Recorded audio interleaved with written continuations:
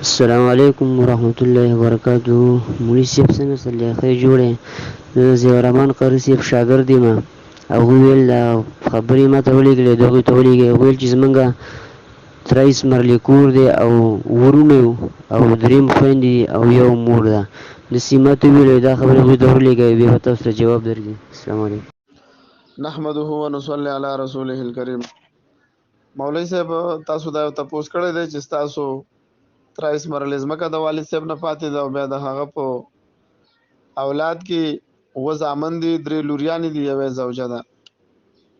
تقسیم د ترکې وکړئ او 23 مرلې ځمکه ده، نو موږ وله دا په مرلو هم تقسیم کړې ده او بیا فوټونو دپاره هم موږ اړولې ده اسانتیا دپاره. اول موږ وکتل دلته زوجه ده، نو زوجې 2 حالات دي، سمن او ربع. نو دلته سمن رسیږي ځکه اولاد موجود دی. اما للزوجات فحالتان، د زوجې دپاره 2 حالات دي، السمن مع الولد و ولد الابن وان سفلا. اولاد چې کله د مړي نه پاتې وي نو بیا به سمن رسیږي. نو دلته سمن موږ دله ورکو. نو سمن په دې 23 مرلو کې 2 مرلې پوره شوې، 2.88 شوې. دنه موږ فوټونه جوړ کړل، نو دونه 782 فوټ راووتل. 982 فوټه دا د زوجې ورسېدلې. باقي دا جنکۍ چې دي دا درونو سره عصبه وګرځېدلې. نو دلته به د لذکر مثل حظ الانثیین د قاعدې مطابق هلک له 2 چنده ورکوو، جنۍ ته به 1 حصه ملاویږي. نو هلک ته ورسېدله 2 مرلې پوره 2.37.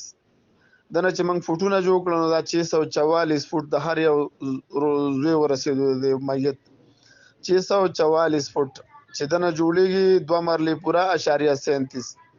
او دغه شانته کې د 3 لوریان هم دي د میت، نو هغه یو مرله پوره ورسېده 1.18 ورسېدل چې د دنه فوټونه جوړېږي 322. نو خلاصه دا شوه چې د زوجې 882 فوټ ورسېدلې، د هر یوې لوري 322 فوټ ورسېدله، 322 مربع فوټ. د هر یو زوی 644 مربع فوټ ځمکې ورسېدله.